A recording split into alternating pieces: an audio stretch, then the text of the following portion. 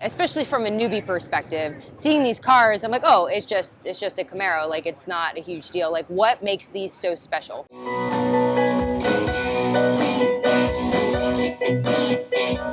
Welcome back to Christina's Garage, Gearhead in Training. I'm at the Las Vegas Motor Speedway at Holley LS Fest West 2025 at the Scoggin Dickey Parts Center booth.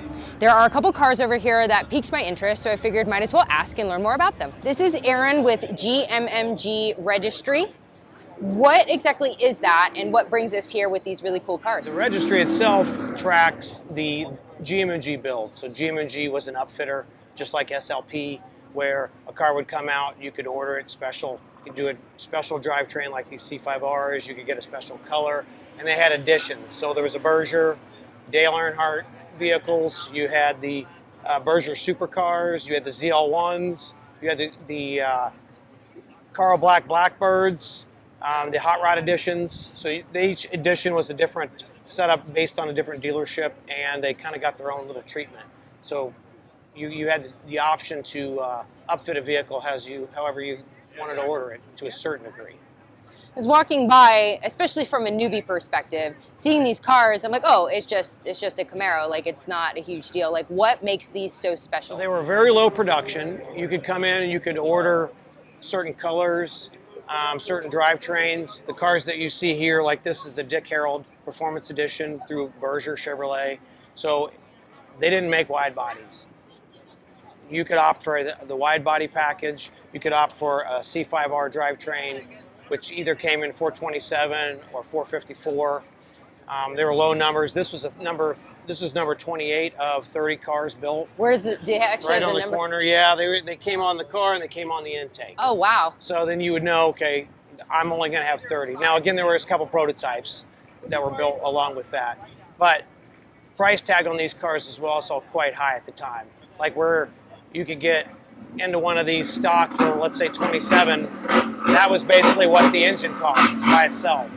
So these two cars were, in the low 100 range back in 2002 when they originally rolled them out. So when someone goes to buy it, because a lot of people will buy a car, then they do adjustments to it. Is this one like you pre-order or whatever, have it made, and then you get it completely done? Or Correct. Is it, okay. Yeah, because you get a comparison is like you get like a Factory 5 Shelby Cobra where you get it in a box and you build it.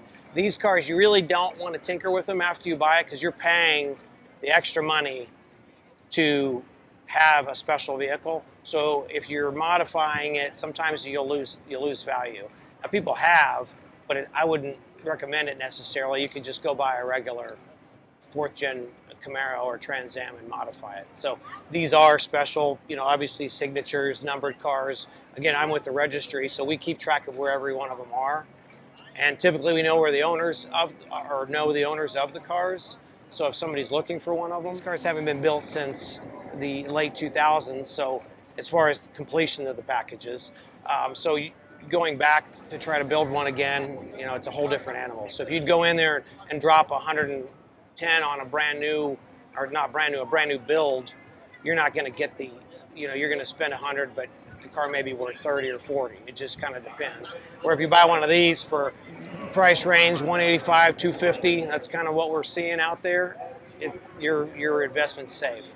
So when they put you on the registry, is it the builder that puts them on the registry? How does that happen? So GMMG only made around 500 vehicles, and they all have special door tags that are linked to the VINs. So if it doesn't have one of those, it's never going to be part of the registry. Okay, so it's limited. Correct. It has to have been built by GMMG. Came through the shop, got its door tags, got its performance upgrades, and then went to the dealership, where the dealership then sold it. Does GMMG still build, or was No. that was just it? They closed doors like around 08, right during the recession, and then there was no more cars after that. So you can't go and buy one now, which is what helps, resale value, obviously. What's out there is out there. If someone wants to go to GMMG to see, is it public or is it just only for the owners themselves? No, we've got the GMMG Registry has Facebook, Instagram. You just look under GMMG Registry. And then we've got a store on our website too. You can buy the gear, hats and shirts and whatnot. But no, it's public. We the owners want the cars to be out. They want them to be shared. And you've seen people walking through here. They well, I like to see them just because they're so rare and it's not something you would see every day.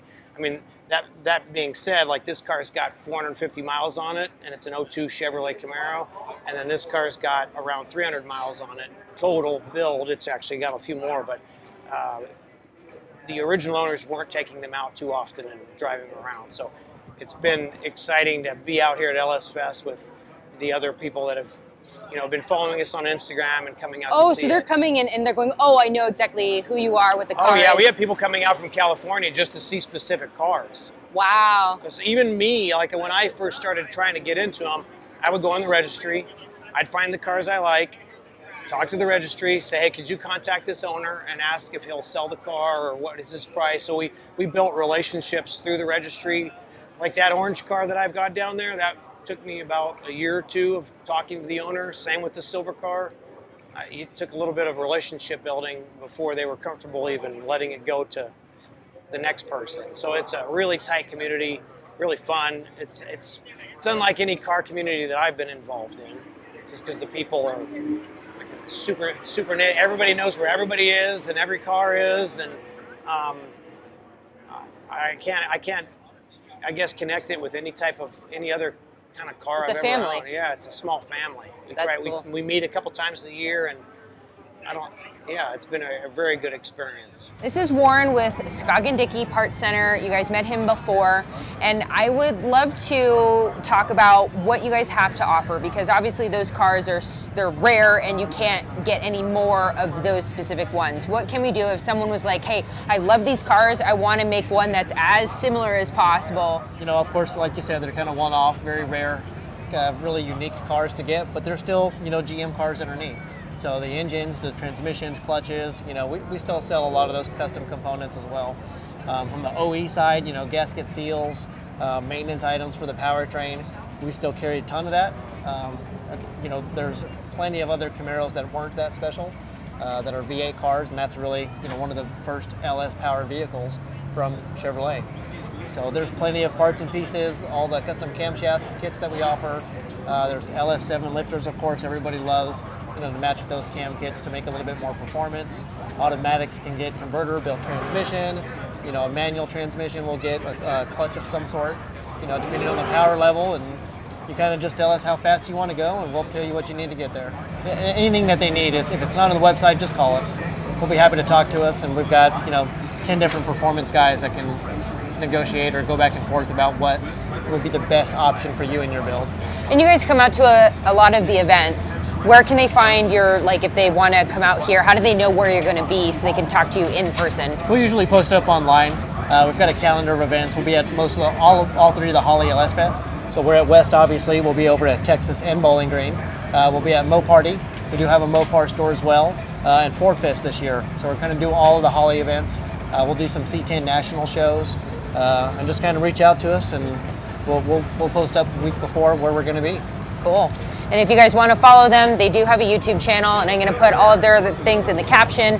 Thank you guys so much for joining, and we'll see you next time.